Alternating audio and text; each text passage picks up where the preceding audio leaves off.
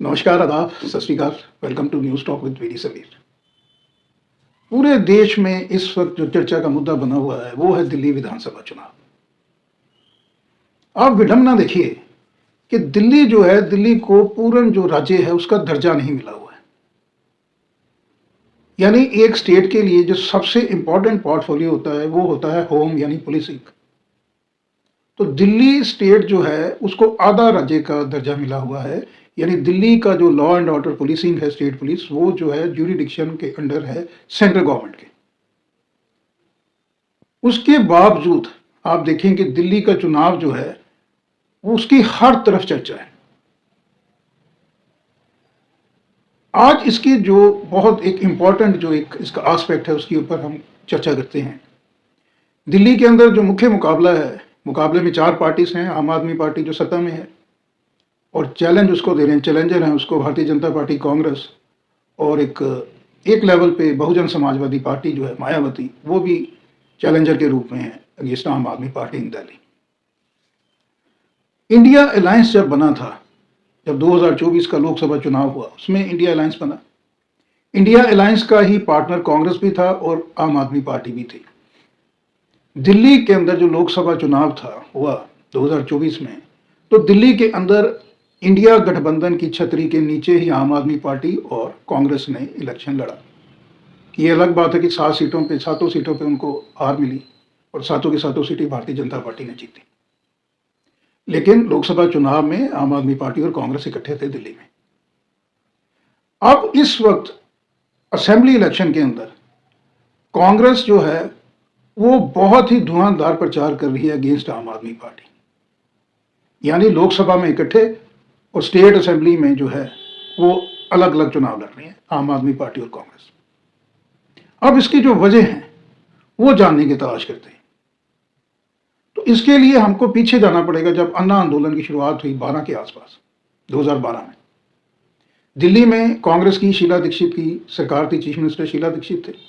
अन्ना आंदोलन के बाद जब आम आदमी पार्टी की शुरुआत हुई दिल्ली में, अरविंद केजरीवाल इसके कर्ता धर्ता बने, सुप्रीमो बने आम आदमी पार्टी के, तो आम आदमी पार्टी जो सत्ता में आई, वो सत्ता में आई थी कांग्रेस को हराने के बाद।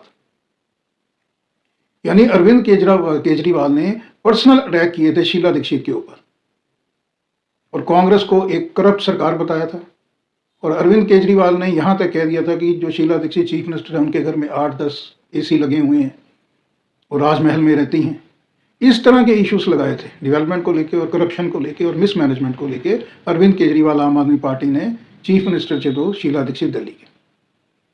उसके बाद लगभग जो 40% के आसपास का वोट बैंक हुआ करता था कांग्रेस का, जिसके अंदर पूर्वांचल यानी उत्तर प्रदेश, बिहार से जो पॉपुलेशन है वो थी, मुस्लिम समुदाय था, और जो SC/ST समाज है जो दिल्ली में लगातार मिसेज इंदिरा गांधी के समय से लेके 2011-12 तक जो कांग्रेस के साथ इंटैक्ट था वोट बैंक, ऑलमोस्ट आप समझें कि 50% से भी ऊपर था।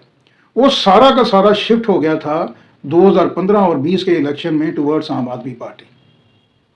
जो भारतीय जनता पार्टी है, भारतीय जनता पार्टी 35 के आसपास जो है उनका जो वोट बैंक है वो इंटैक्ट है भारतीय जनता पार्टी का।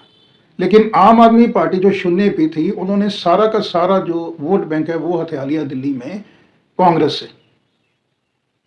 और पिछले 2 जो चुनाव हुए हैं, कांग्रेस की स्थिति जो है वो बद से बदतर हो गई दिल्ली में। पिछले चुनाव में विधानसभा में कांग्रेस का खाता भी नहीं खुला और उसी तरह से लोकसभा में दिल्ली के अंदर भी खाता नहीं खुला। तो कांग्रेस को हीरो से जीरो बनाने में, कांग्रेस की जो सारी जमीन थी उस पर अपनी इमारत बनाई आम आदमी पार्टी ने दिल्ली में। भारतीय जनता पार्टी का कोई नुकसान नहीं किया। भारतीय जनता पार्टी चाहे सरकार में नहीं है, दिल्ली में सत्ता में नहीं है, पिछले लगभग 22 साल से नहीं है, वो 15 साल और 10 साल, 26 साल से भारतीय जनता पार्टी दिल्ली में सत्ता में नहीं है। दिल्ली में उनका मुख्यमंत्री नहीं है। लेकिन जो डेंट पहुंचाया आम आदमी पार्टी ने, वो पहुंचाया कहीं ना कहीं कांग्रेस को।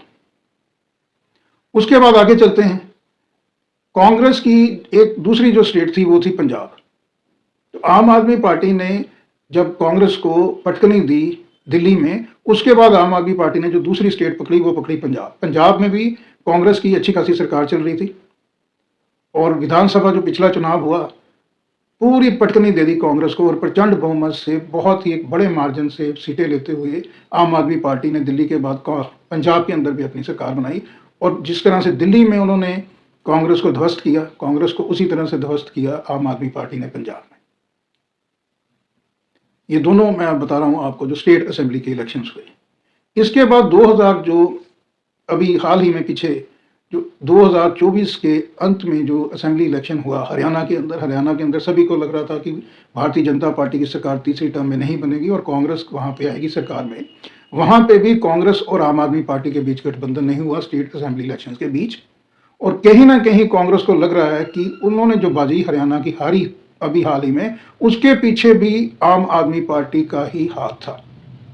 चाहे आम आदमी पार्टी का वोट परसेंट बहुत कम रहा, ज़्यादातर सीटों पे हरियाणा में उनकी जो जमानत जब्त उनके कैंडिडेट्स की हुई, despite of the that fact आम आदमी पार्टी जो है उन्होंने कहीं ना कहीं हरियाणा में भी नुकसान पहुंचाया कांग्रेस को। तो ये 3 स्टेट्स हो गई। चौथी स्टेट में जो आम आदमी पार्टी गई वो गई गुजरात के अंदर। और गुजरात के अंदर जो anti Modi anti Bharatiya Janata party का वोट था वो सारा का सारा शिफ्ट हो गया था आम आदमी पार्टी को और वहां भी कांग्रेस को इन्होंने नुकसान पहुंचाया। तो 4 स्टेट की असेंबली इलेक्शंस में आम आदमी पार्टी ने कांग्रेस को नुकसान पहुंचाया, दिल्ली, पंजाब, हरियाणा और गुजरात। और ये जो इसका जो एक पीड़ा है वो कांग्रेस और राहुल गांधी को अभी महसूस हो रही है। उनको ये एहसास हुआ है अभी कि नेशनल लेवल पे आम आदमी पार्टी ने जितना नुकसान भारतीय जनता पार्टी का किया है उससे कहीं गुना ज्यादा नुकसान आम आदमी पार्टी ने कांग्रेस का करा है। तो ये मुख्य वजह है कि जो कांग्रेस है वो इस बार दिल्ली के अंदर पूरा अटैकिंग मोड पे फ्रंट फुट पे आगे खेल रही है अगेंस्ट आम आदमी पार्टी केजरीवाल। इसके अलावा कहीं ना कहीं क्योंकि अभी जो आम आदमी पार्टी है 2 स्टेट्स के अंदर उनकी सरकार है, बीजेपी कांग्रेस के बाद तीसरी ऐसी पार्टी है जिसकी 2 स्टेट से ज्यादा में सरकार है, नेशनल पार्टी का दर्जा है। और कहीं ना कहीं अरविंद केजरीवाल जो है वो अपने आप को नेशनल पॉलिटिक्स के अंदर भी वो अपना एक उसमें भी जोर आजमाइश कर रहे हैं और वो एक चैलेंज देंगे आम आदमी पार्टी नेशनल लेवल पे भी कांग्रेस। और ये जो फेस का एक चैलेंज होगा वो अरविंद केजरीवाल कहीं ना कहीं राहुल गांधी को भी देंगे। तो ये सारी चीजों को देखते हुए इसका एनालिसिस करते हुए ही कांग्रेस जो है वो पूरी अटैकिंग फॉर्म में है अगेंस्ट आम आदमी पार्टी दिल्ली। कांग्रेस की जो अभी तक की विचारधारा थी और जो सोच थी वो यही थी कि हम चाहे हार जाएं, हमने भारतीय जनता पार्टी को कहीं नहीं जीतने देना। इस थॉट प्रोसेस से कांग्रेस अभी जा रही थी। लेकिन दिल्ली के अंदर जो कांग्रेस की अभी स्ट्रेटजी है, कांग्रेस चाहती है कि भारतीय जनता पार्टी चाहे इलेक्शन जीत जाए लेकिन हमने आम आदमी पार्टी को वहां जितना मैक्सिमम नुकसान हो वो पहुंचाना है। यही वजह है कि नई दिल्ली जो असेंबली सीट है जहां से अरविंद केजरीवाल लगातार जीत के आए हैं 3 बार से पिछले, कांग्रेस ने जो चीफ मिनिस्टर थे शीला दीक्षित जो 15 साल रहे दिल्ली में चीफ मिनिस्टर, उनके बेटे को संदीप दीक्षित को उतारा है चुनाव मैदान में। इसके अलावा जो अभी मौजूदा चीफ मिनिस्टर है आतिशी, उसके अगेंस्ट उतारा है अलका लांबा को जो प्रेसिडेंट हैं ऑल इंडिया वुमेन विंग की।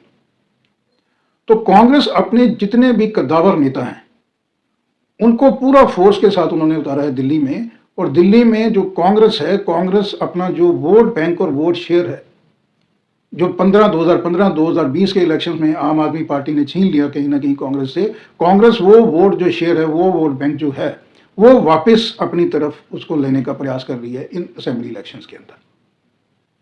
दिल्ली विधानसभा की टोटल जो सीट्स हैं वो हैं 70।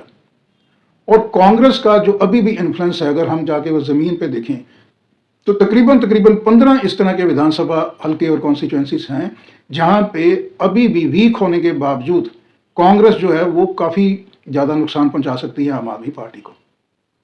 और अगर कहीं खुदा ना खास्ता कांग्रेस का जो शेयर है वो डबल डिजिट में पहुंच जाता है तो फिर अरविंद केजरीवाल को अपनी सरकार दिल्ली में बनाना, रिपीट करना जो है वो इम्पॉसिबल हो जाएगा। तो इसी वजह से आम आदमी पार्टी जो है वो अभी दिल्ली में कांग्रेस को भारतीय जनता पार्टी की बी टीम कह रही है।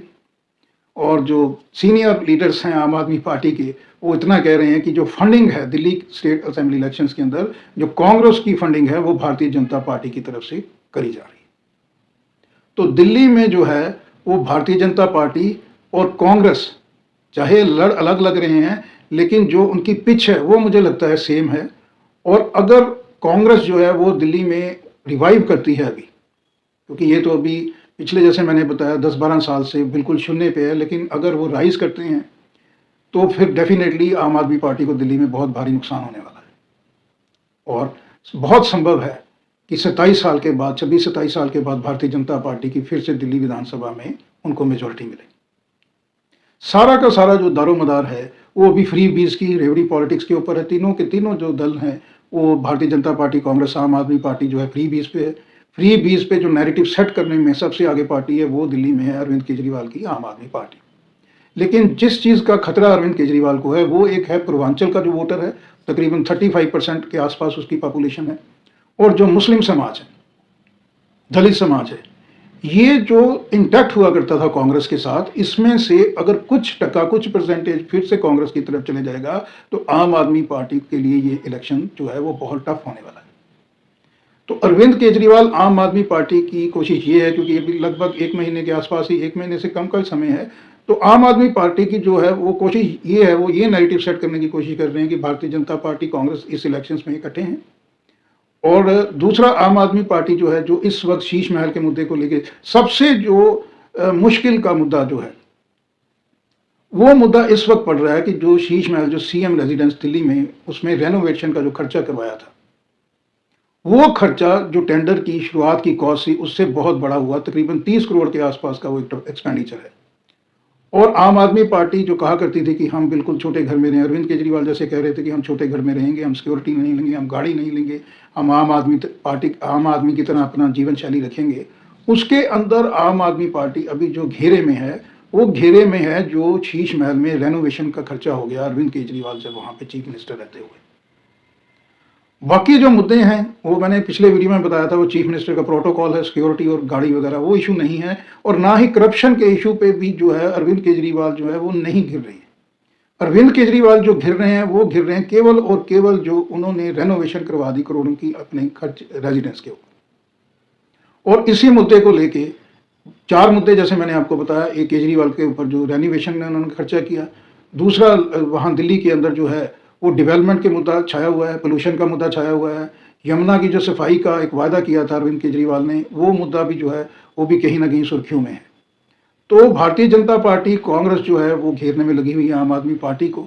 लेकिन क्या वजह है जो आम आदमी पार्टी को हर तरह से हराने के लिए बेचैन है कांग्रेस, उसकी वजह मैंने आज आपको इस वीडियो के माध्यम से बताने की कोशिश की। फिर किसी इंटरेस्टिंग मुद्दे को लेके, जनहित के मुद्दे को लेके आपके समक्ष हाजिर होऊंगा। तब तक के लिए नमस्कार, धन्यवाद।